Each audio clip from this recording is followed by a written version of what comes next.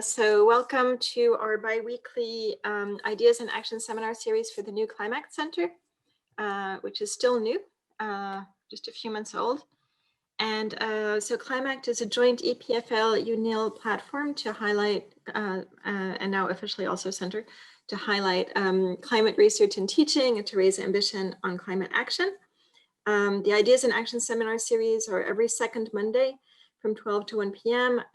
We might actually change that time because it makes it not so easy for speakers from or listeners from North America to join us from EPFL and UNIL and beyond, with the cross-cutting goal of raising ambition and going beyond what is already being done. We have nobody's ever had a problem with the logistics. So basically the main thing is please mute yourself during the talk. Please either ask questions in the chat or raise your hand virtually or write a star in the chat so you can ask your question. The seminars are bilingual in English and French. So according to the Swiss tradition, everybody uses their own language, and please feel free to participate in that way. We've had lots of really interesting seminars so far. The main thing to know about them is that if you feel sad that you missed them, and you should, because they were really great, you can also watch them on YouTube, and this one will also be recorded. So today we have two really exciting speakers. Franziska Meinherz, who's an assistant at the Laboratory on Human Environment Relations and Urban Systems at the EPFL, is going to talk about combining research and activism, wearing many hats or merging all under one umbrella. And then Romain Fely, who's a postdoctoral researcher for environmental governance and territorial development at the University of Geneva, will talk to us about his upcoming book, The Great Adaptation, Climate, Capitalism, and Catastrophe. And I'm really excited about both of these. So I will now stop sharing my screen. And Franziska, the virtual floor is yours. Okay, you can see my slides now? Yes, perfect. Thank you. Yeah, thank you a lot for inviting me to this seminar, and especially for inviting me to talk on this whole issue related to combining research and activism, because it's something that I have been asking myself a lot of questions about since quite a while. And so I'm really happy to talk about these questions in this seminar and also for the discussion that we will have on that afterwards. So yeah, so I have been invited to talk about kind of my role as a scholar activist, both as a person who does research on climate-related issues and also as a person who is engaged in political activism related to climate issues. And in this talk, I want to first kind of briefly explain as to why I would be invited to talk about this and why it is, why it makes sense to think of myself as a scholar activist. But then I also want to talk about why it might actually not make so much sense to think about myself as a scholar activist, and kind of elaborate on this difficulty to reconcile these two activities. So yeah, firstly, I'm on the one hand a researcher, as mentioned in EPFL, in a group that works on urban sustainability issues. And in my research, I have focused on different kind of everyday practices that are relevant, that highly contribute to CO2 emissions, such as practices related to energy use, heating, but mainly I've been working on mobility-related issues. And in my work, I actually use an approach similar to the one that Marvin Zahakian also uses, who has been speaking on this seminar, I think, 2 weeks ago. So I look at practices not as the result of individual isolated decisions, but I look at them as something that is embedded in people's everyday lives, and also in kind of the material, like infrastructural, social, and technological conditions in which people live their lives. So for instance, I don't look at what means of transportation a person would use as kind of the result of a cost-benefit analysis that person does, but more so as something that kind of emerges from all the constraints that person has to deal with in their daily life, like where does that person have to go to work, where does that person live, does that person have to bring children to places, etc. And also what is the infrastructure available and so forth, what are kind of social norms, etc. So I kind of look at practices, like when I look at practices, I don't only look at how individuals take decisions, but actually I understand them as something that emerges from all kinds of agentive elements of society, because I do think that technological arrangements or social norms as to how we should live our lives, they also have agency on our lives. So yeah. And then I've also done some research with a colleague on more like science studies or philosophy of science related issues, where we have been looking at notably how research on sustainability issues is entangled with social norms and discourses, but also with power relations that exist in society. And there we have also notably been looking at participatory research, because as you may know, in the field of sustainability issues, there is kind of something that has been termed the participatory turn. So a tendency to involve non-academic actors in scientific knowledge production in the aim of making knowledge more relevant for society, but also to make it easier to act on the produced knowledge, so to derive and implement policies. And yeah, so kind of these two branches of research that I have been involved in, I would say that they're highly relevant for addressing the climate catastrophe. Kind of my research on mobility and other urban sustainability issues targets practices that we do need to change if we want to keep climate targets. And then my research on sustainability research kind of allows us to better understand how we can conduct research that is truly transformative. And yeah, on the side of that, I'm also an activist. So I actually started out as an activist in anti-capitalist movements, currently Solidarité, and which is a political party. And with that party, I'm also part of the electoral coalition Ensemble à Gauche. And so, yeah, kind of anti-capitalism is the umbrella term, but then of course we do activism on feminist issues and anti-racist issues, but also a lot on ecological issues. And so when the climate strike movement came up, I really joined from the very beginning and started organizing in this movement too. And as you all may know, this movement has been very active over the past almost 3 years by now. And like we've done huge marches, we have done actions in companies that massively invest in fossil fuels. We've also done some institutional campaigns. We've notably participated in the election for the cantonal government 2 years ago, and we've also launched a referendum against the new CO2 law that Adèle Terran has presented also in this seminar series, I think in the first seminar that you have organized. So yeah, various forms of activism. And so, yeah, as per this double engagement, I think it makes sense to think of myself as a research activist. And also in the movements that I'm involved in, I'm perceived as such. So my expertise in particular on mobility issues is of use in these movements. So I'll just go back one slide, like for instance with Ensemble à Gauche and Solidarité, we have one political claim, which is a free public transport, and I have been heavily involved in producing argumentaries and assembling kind of experiences from other cities, etc., to kind of advance, like arm us politically to argue in favor of such measure. And also in the climate strike movement, my expertise on mobility issues and other urbanism related issues has helped us to elaborate claims. It has also helped us to create a convergence with the feminist strike movement, because in my research, one big element is gendered inequalities in everyday mobility. And so that has helped us to kind of build bridges to the feminist strike movement. So yeah, there's definitely these kinds of synergies between the two, these two kind of aspects of what I do. But I would say that my public role, so kind of my role in society, is the one of a climate activist. So I actually have quite some media presence in Western, and not even just Western Switzerland, like also in German-speaking Switzerland. And this is entirely linked to me as a climate activist. So my affiliation to EPFL or my research is never ever mentioned in kind of the public image that I do have.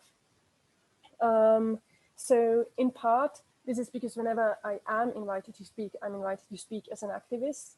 But also when this is done, I never insist on being also like that my affiliation to EPFL, for instance, is mentioned as well. And this has several reasons. So on the one hand, I do have this fear that if I'm perceived too closely as both an activist and a researcher, like if I really mix these two, that this might put in question my integrity as a researcher. So there is this very prevailing image of science that should be neutral, that should be objective. And I'll come back to that later, but I don't think that that is even possible or should be possible. But I'm afraid actually that if the two are too closely mixed in one person, so in myself, that it might compromise my integrity as a researcher.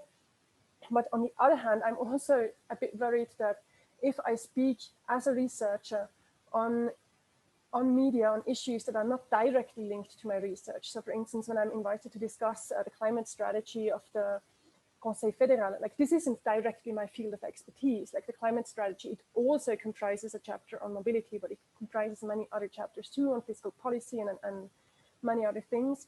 And I'm not more competent to speak on these issues than any other member of society who reads the newspapers. So I'm also a bit worried that if I always mix these two, that I might get kind of an expertise attached to what I say that I'm not actually deserving of. And so I also want to preserve this modesty and really say I have one field of expertise, but I'm not per definition an expert on whatever I'm invited to talk about. And then another element is that in general, I do think that engaging both in politics and research is very difficult. And I don't think I'm the only one experiencing this. These past 2 weeks have been marked in Switzerland by a discourse on what should be the role of the Swiss COVID task force, with some members of parliament asking for them to be dismantled or like for them to have to shut up, and other members of parliament to really claim for their independence and the possibility to speak as they wish. And so this kind of really illustrates that the way that scientific expertise and politics should interact, it's a very contested field. And in a sense, I feel that my difficulties in reconciling my roles both as a researcher and as an activist, they're kind of symptomatic of these challenges that characterize the field of interaction between science and politics. And so, as I've mentioned, I'm convinced that the question that we should ask ourselves is how should science and politics interact, not whether they should interact, because they do interact, whether we want it or not. So on the one hand, our work as researchers, it influences political discourses, it influences social movements. For instance, the climate strike movement, it has been built around the claim of listen to science. Like really listen to climate science, take the climate emergency for what it is, an emergency, and so forth. But also non-movementist politics, so more like institutional politics, are also influenced by scientific discourses, be it on sustainability issues, be it on health issues, and so forth. But also we as researchers are necessarily influenced by societal and political dynamics. Most of us need funding, and if we want to get funding, usually we need to link to societal discourses, like prove the timeliness of our research, illustrate that it's relevant to solve societal issues. And so necessarily what is going on in society has an influence on our research, but also, I mean, intrinsically, it's like, I think most of us have this wish to do research that is relevant for society. So then again, we cannot really perceive ourselves as being outside or independent of society, like we're necessarily societal actors. So necessarily research and society and politics are intermingled, but like, I do think the question needs to ask of what should that relationship, what form should that relationship take? And I'm asking myself that in general, because I think it's a very relevant question, but I'm also asking myself that with regard to myself and like, how should I reconcile the different activities that I do in my life? And I definitely don't have the answer to that question. Like, as I've mentioned in the beginning, like those have been questions that I have been pondering for quite a while. And I haven't come to a conclusion. And like, when I look now at what is going on, like the whole debate around the Swiss COVID task force, I feel a bit less bad about not having an answer to that question, because even if scientists are invited, politicians are invited, and I don't know who else is invited to talk about their questions, after 2 weeks, there's still no consensus. So yeah, it seems that the question is simply very complicated. But maybe to to kind of give some avenues, like I do have some thoughts of what could be a possible form of kind of dialogue or interaction between science and politics or society. And this is my last slide. So I think like, and this is like really based on what I observe in my own kind of experience. But so what I do in my research is I basically describe what is going on, like what do we do as society, what are our daily practices, and which dynamics and structures are these embedded in.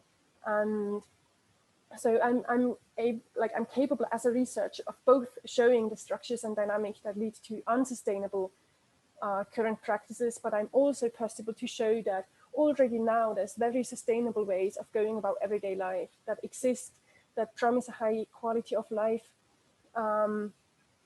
But so yeah, I'm kind of able to show what is there in society, and I'm also capable of showing like scenarios where might that lead us.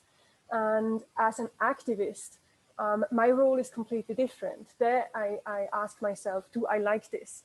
Like, this is a question that I don't ask as a scientist. I just describe, but I don't ask myself, do I like this? As an activist, I'm like, do I like the status quo?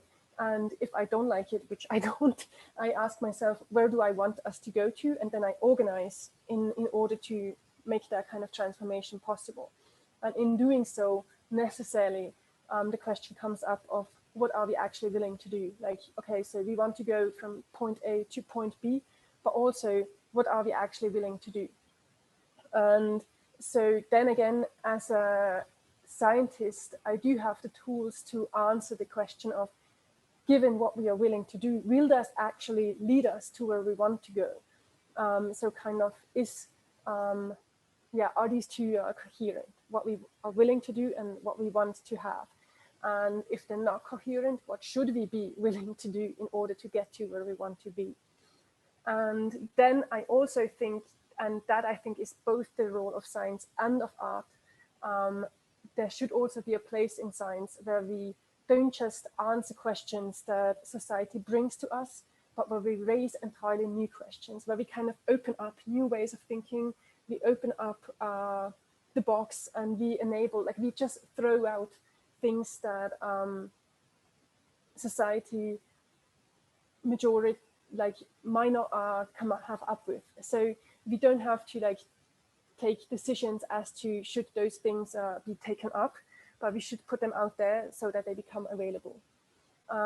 So this is kind of what I have come up with, and at least in my personal life, this is kind of what I have, this is kind of, in a sense, the tool that I use to organize my own life. Like, what role do I play, whether I'm at work or whether I'm organizing as part of Solidarité or the climate strike movement. And this kind of makes it possible for me to not mix the two of, like, to not too closely mix my role as a researcher and an activist. Because, yeah, on the one hand, I do think it's essential that research and activism mutually inform and draw on each other. But on the other hand, like, yeah, they pursue kind of different objectives nonetheless. And also, I do think there's a real danger in the discursive power that we have as scientists. Our voices get heard are getting heard more than other people's voices by our role as scientists. And I also do think that this is something that we need to consciously manage, and that asks for kind of a separation of the roles of a researcher and an activist. Yeah, so this is basically kind of the state of my reflections. So yeah, I'm really looking forward to the discussion. Ok, volontiers, volontiers. Bonjour tout le monde, bienvenue. Voilà, j'essaie de partager mon écran déjà, je ne sais pas si ça fonctionne. Ça a l'air de fonctionner, donc je me présente brièvement, Romain Felli. Je pense que je suis invité ici comme chargé de cours à l'Institut des sciences de l'environnement de l'Université de Genève. C'est un institut dont je suis membre depuis une dizaine d'années, où j'enseigne un cours qui s'appelle Ville et environnement. Et puis, j'étais chercheur en géographie et sciences politiques, spécialisé sur les questions de politique climatique ces 10-15 dernières années. Et récemment, il y a 2 ans environ, j'ai démissionné de l'Université de Lausanne et j'ai été engagé au canton de Vaud comme collaborateur de la présidente du Conseil d'État, Nouria Gorité, pour devenir son collaborateur politique, en particulier pour les questions qui concernent son département, notamment les questions liées à la mobilité, au transport. Mon job est un peu d'expliquer pourquoi la gratuité des transports publics n'est pas une bonne solution. Mais on peut y revenir dans la discussion finale.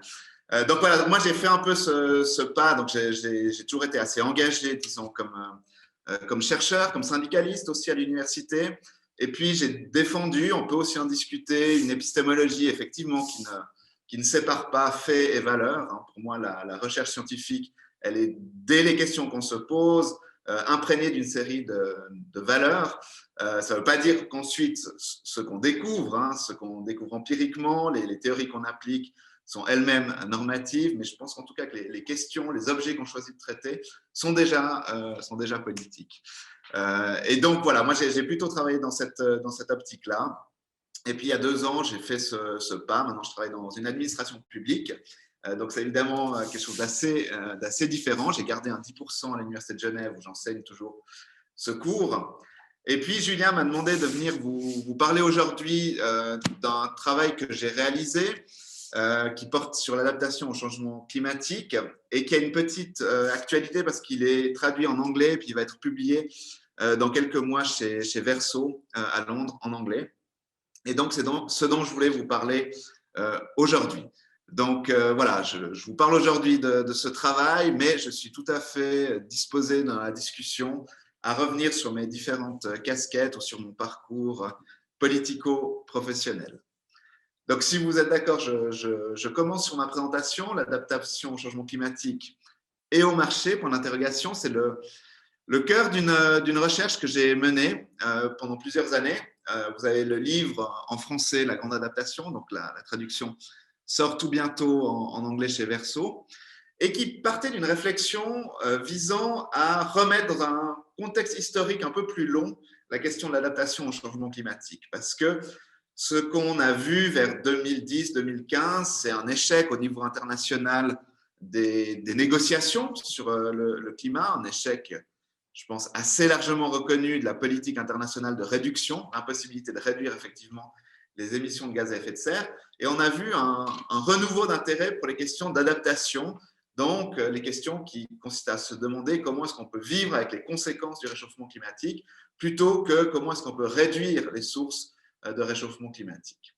Et en creusant un petit peu cette question, du point de vue de l'histoire des idées, du point de vue de la politique internationale, je me suis aperçu qu'en fait, c'était une question qui était assez ancienne, qui est là depuis le début, et même qui est là avant la question de la réduction. Et c'était un peu la surprise dont je traite dans ce livre, c'est qu'en fait, les scientifiques qui, dans les années 70, commencent à s'intéresser aux changements globaux et aux changements climatiques globaux, déjà sont très, très, très politiques, en fait. C'est un petit peu ce que j'ai dit tout à l'heure. Les débats sont immédiatement, en réalité, des débats politiques sur le modèle de développement, sur la géopolitique internationale.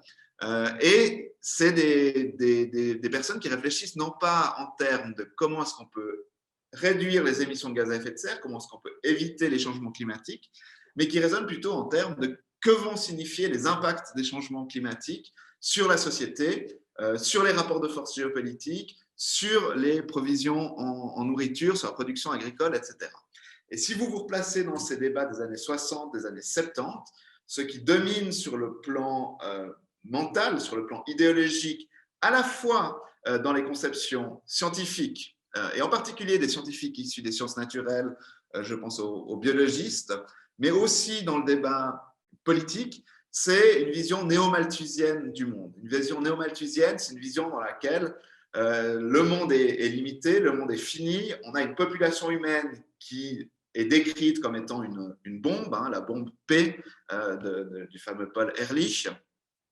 Cette bombe est en train d'exploser, on est en train d'avoir une surpopulation mondiale et cette surpopulation est en train d'épuiser l'ensemble des ressources planétaires, de changer le climat, etc. Et donc, on a vraiment toute une réflexion qui se met en place dans les années 70 sur ce que les changements climatiques signifient en termes de déplacement de population, en termes de famine et en termes de transformation sociale. Et vous avez le premier grand livre politico-scientifique qui est publié en 1976, Stephen Schneider, The Genesis Strategy, Climate and Global Survival.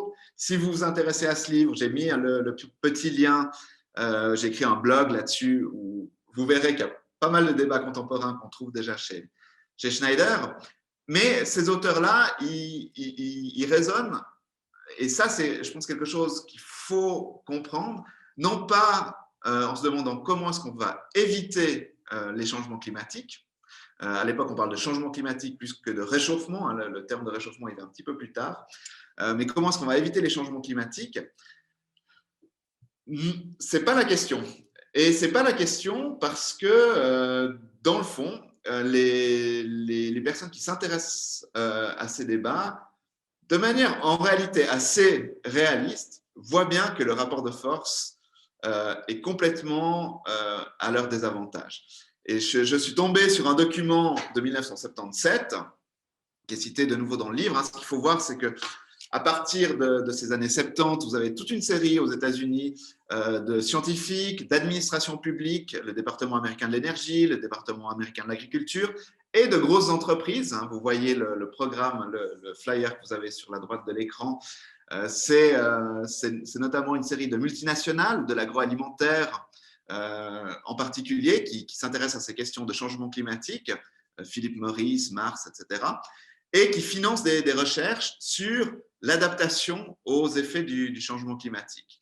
Et le département américain de l'énergie finance aussi des recherches sur les effets des changements climatiques sur les sociétés humaines et sur les systèmes d'énergie. Et il y a un des rapports qui finit sur cette conclusion que j'ai extrait parce qu'elle est très parlante, je l'ai traduit là en français. Ce rapport nous dit « Une réduction plus marquée de l'énergie fossile pourrait devenir nécessaire si les problèmes de CO2 s'accroissaient, mais le soutien international nécessaire à de telles politiques de réduction effective du CO2 n'existe probablement pas. Les augmentations de CO2 sont plutôt quelque chose avec laquelle nous devons apprendre à vivre. » Donc, vous voyez, 77, très très tôt, on a des réflexions géopolitiques, économiques, d'économie politique, qui voient bien l'existence de changements climatiques liés à l'activité humaine, qui en estiment assez justement toute une série d'effets à 30, 50 ans, mais qui en même temps disent le pouvoir du capital fossile est tellement profondément ancré dans le fonctionnement de nos sociétés, de la société américaine en particulier, dans les rapports de force géopolitiques et dans le financement tout simplement de l'appareil étatico-politique américain, qu'on ne peut pas imaginer en fait une réduction massive des émissions de CO2, on ne peut pas imaginer d'abandonner complètement ce système fondé sur les énergies fossiles. Ce qu'il faut apprendre à faire, c'est vivre avec les émissions de CO2, vivre avec un monde transformé. Et c'est là que ma recherche commence. Elle consiste à se demander quelles sont les options finalement qui ont été imaginées par les scientifiques en particulier, les entreprises aussi, dès les années 70 pour vivre avec ces changements climatiques, pour vivre avec les effets du réchauffement climatique sur les sociétés. Il y a plusieurs grandes options, je les ai un tout petit peu synthétisées, peut-être un petit peu caricaturées aussi, mais je suis prêt à en débattre. La première, c'est une option qui consiste à dire, c'est l'option qui est défendue par Stephen Schneider, par des autres climatologues plutôt libéraux au sens américain du terme, plutôt de centre-gauche, disons, qui disent, en fait, ces transformations vont impliquer des investissements publics importants, vont impliquer des engagements publics plus importants. L'État doit venir protéger la population, notamment le secteur agricole, pour le protéger dans ces transformations. Il faut créer des réserves alimentaires mondiales pour absorber les problèmes de famine, et il faut créer des capacités en investissant des fonds publics, de la formation, du capital, dans le secteur agricole en particulier, pour anticiper et contrôler les effets des variabilités climatiques. Si vous regardez la première grande conférence internationale politique sur le climat, la conférence de Toronto en 1988, on parle dans ces termes-là. On parle essentiellement en termes de créer de la sécurité, créer des provisions, un peu un modèle d'État-providence. Et au même moment, il y a un autre débat qui se développe, qui est aussi le fait d'une série de climatologues, de physiciens, mais également de nouveaux acteurs que sont les économistes, qui, eux, vont trouver un autre argument. Un autre argument qui consiste à dire, en fait, le réchauffement climatique, c'est quoi? C'est une transformation de l'environnement. C'est un choc. C'est ce que les économistes appellent un choc externe. Et donc, un choc externe, c'est quelque chose que les économistes connaissent. Finalement, il existe différents types de chocs. On peut avoir tout d'un coup des catastrophes naturelles, on peut avoir des changements démographiques. Et ces chocs, finalement, la question, elle n'est pas tant de savoir si on peut les empêcher ou non, c'est plutôt de savoir comment est-ce qu'on va les traiter, comment est-ce qu'on va vivre avec ces chocs. Et il y a un débat, là j'ai extrait un article du MIT Technology Review de 1981, où on a un économiste assez influent, Lester Lave, The Carbon Dioxide Problem. Et en gros, il nous dit, c'est la citation que j'ai traduite là en français, dans le fond, le changement climatique, c'est un choc. Et pour surmonter ce choc, il faut être flexible, il faut être adaptable. En réalité, il faut changer l'état d'esprit, il faut cesser de vouloir contrôler l'environnement, il faut cesser de vouloir contrôler les changements. Le changement climatique, il est là. Ce qu'il faut faire, ce sur quoi on peut agir, c'est sur la société. On doit, nous, accepter le changement et devenir plus flexible, plus adaptable pour être plus fort face au changement. Et donc, on a un argument théorique qui est fait dès le début des années 1980, qui consiste à dire, eh bien, en réalité, pour faire face aux effets du changement climatique, il faut introduire plus de flexibilité dans la société. C'est quelque chose qui est extrêmement répandu. Je vous renvoie à mon bouquin, j'ai des centaines de pages de citations là-dessus, mais c'est quelque chose qui est vraiment important parce que ça va faire son chemin dans beaucoup de cercles. Et notamment, ça va être un argument à partir des années 80 qui va consister à dire en fait, il existe une institution qui permet de créer de la flexibilité, une institution qui permet de répondre aux chocs en temps réel, c'est le marché. Parce que le marché, finalement, c'est un mécanisme social qui permet immédiatement, dès lors que son jeu n'est pas faussé par des régulations absurdes, etc., d'adapter l'offre à la demande. Un exemple très simple, avec la variabilité climatique, on va certainement avoir dans certaines régions une décroissance de la pluviométrie, donc moins de ressources en eau disponibles. Si on est sur un système historique de droit de tirage d'eau sur une rivière, chaque agriculteur, chaque service industriel, chaque ville a droit de pomper tant d'hectolitres d'eau sur ce fleuve, ça, c'est un système qui n'est pas flexible, parce que si une année, vous avez une sécheresse et puis il n'y a plus d'eau, les droits ne changent pas, et donc les premiers qui ont leurs droits vont utiliser toute la ressource en eau, et puis ceux qui sont en dessous n'auront plus rien. Ce qu'il faut, c'est un mécanisme de marché où on a une offre et une demande qui s'adaptent. Et dans le fond, ceux qui sont prêts à payer plus pour une ressource qui est devenue plus rare, ont droit à la ressource, puis à l'inverse, ceux qui ne sont pas prêts à payer une facture 2 fois, 3 fois plus grande pour la ressource en eau qui a diminué, eh bien, sont exclus de cette ressource. Donc, on est sur une réflexion qui consiste à dire qu'il faut en fait introduire des mécanismes de marché pour faire face aux effets du changement climatique. C'est quelque chose qu'on retrouve, puisqu'on a parlé de l'IPCC, dans le premier rapport de synthèse de l'IPCC, le tout premier, donc celui de 1989, je crois qu'il est publié en 1990, qui examine, l'IPCC ne fait pas qu'examiner l'état de la science, disons du climat, l'IPCC examine aussi des options économico-politiques. Et dans ce chapitre-là, la première recommandation en termes de mesures politico-économiques à mettre en œuvre pour faire face aux effets du changement climatique, vous le voyez, c'est créer de la flexibilité. Créer de la flexibilité avec cette argumentation, comme les effets du changement climatique sont incertains, les réponses doivent fonctionner dans différentes conditions, y compris celles qui ne sont pas celles du changement climatique. Ainsi, la flexibilité consiste à se laisser ouverte des options, par exemple, un mécanisme de marché pour fixer les prix et allouer les ressources fonctionne dans des conditions différentes et se révèle dès lors flexible. Donc, vous voyez que très tôt, dès 1990, on a cette réflexion au plus haut niveau de la science du climat qui va consister, bien sûr, à mettre en avant une option de réduction des émissions de gaz à effet de serre, mais en même temps, déjà, de mettre aussi en avant le fait qu'il va falloir vivre avec ce changement climatique, s'y adapter. Et malheureusement, enfin je dis malheureusement, c'est un jugement normatif, mais je peux le justifier, l'option qui est choisie, l'option qui est mise en avant, c'est de prioriser la flexibilité comme solution d'adaptation, la flexibilité étant étendue comme la généralisation des mécanismes de marché dans la société et dans l'économie. Et je montre ça dans le livre, on va aller dans différents domaines. Un des domaines assez évidents, donc ça, je vous passe ça, mais j'y reviens volontiers, c'est dans le fond toute la question de l'assurance. Et là encore, les débats sont anciens. Dans les années 70, les années 80, vous avez ces réflexions au sein des climatologues, des administrations publiques qui s'intéressent à ces questions. Et c'est quelque chose qui est devenu extrêmement massif aujourd'hui. C'est l'idée de dire que, dans le fond, une des manières de s'adapter au changement climatique, en particulier en zone rurale et en particulier en zone rurale pauvre, c'est d'introduire des mécanismes de marché, des mécanismes d'assurance.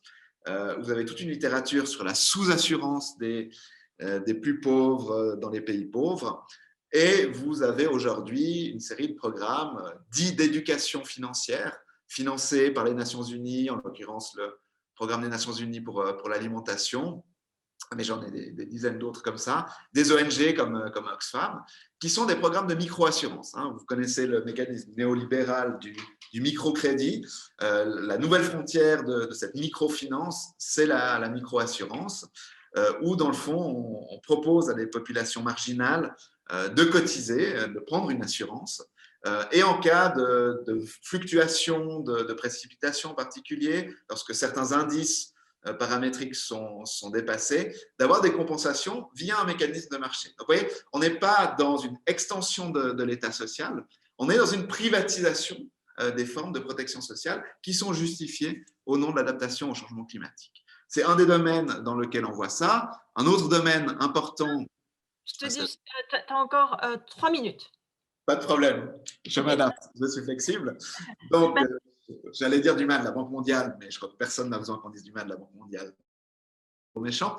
Mais vous avez également tous les secteurs du BTP, de la construction, pour lesquels il y a une nouvelle frontière de l'accumulation par adaptation, dans lesquels il y a des possibilités de profit importantes dans la construction des protections et de la construction de la résilience, qui sont en fait aussi beaucoup des infrastructures publiques financées par les fonds publics. Donc là aussi, c'est un domaine dont on peut discuter. Je passe également les questions d'aménagement du territoire, j'y reviens volontiers dans la discussion. Pour introduire juste la notion qui me paraît importante de maladaptation. La notion de maladaptation, c'est une notion qui vise à dire que on a un risque aujourd'hui, et un risque avéré dans de nombreux cas. Il y a beaucoup d'études, là je cite un exemple. J'ai vu dans le chat qu'il y avait Etemkan Touran qui était présent, donc lui aussi a beaucoup travaillé sur ces questions. C'est comment, dans le fond, l'enjeu du changement climatique et de l'adaptation au changement climatique est internalisé dans des rapports de pouvoir dans certains pays, dans certains territoires, pour renforcer en fait des inégalités au nom de l'adaptation au changement climatique. Par exemple, on justifie des déplacements forcés de population, soi-disant pour les protéger d'une crue, mais en réalité pour les déposséder de terres arables, etc. Et comment, dans le fond, on a un risque que des mesures d'adaptation qui ne sont pas des mesures, disons, pensées en termes de justice sociale et économique, renforce la vulnérabilité des populations, renforce la vulnérabilité de celles et ceux qu'on vise par les mesures, plutôt que d'alléger leur souffrance. Et donc, voilà un peu l'enjeu sur lequel je voulais terminer. On peut discuter de ces pistes ensuite de réflexion, mais je les mets là, je ne vais pas en discuter. Le point que je voulais faire, ça consiste à dire que, en fait, il faut bien voir que très tôt, on a cette réflexion sur l'adaptation qui vient, et que très tôt, elle est aussi instrumentalisée par les forces sociales dominantes. Ce n'est pas surprenant, mais je pense que c'est important de le garder en tête, et que les forces sociales dominantes, dans les années 80, dans les années 90, elles sont de type néolibéral, elles mettent vraiment en avant la pénétration du marché plutôt que l'État social comme protection. Et on en a aujourd'hui encore les conséquences dans les politiques d'adaptation qui sont mises en œuvre, et qu'il y a un combat à mener, disons, bien sûr sur les réductions d'émissions de gaz à effet de serre, mais il y a aussi un combat et une réflexion en tout cas à avoir sur que signifie aujourd'hui l'adaptation et qui doit s'adapter à quoi et quels sont les moyens qu'on met pour l'adaptation. Aujourd'hui, l'adaptation est un peu une boîte noire de la politique climatique, et je pense que ça vaut vraiment la peine de s'y intéresser. Voilà ce que je voulais vous dire.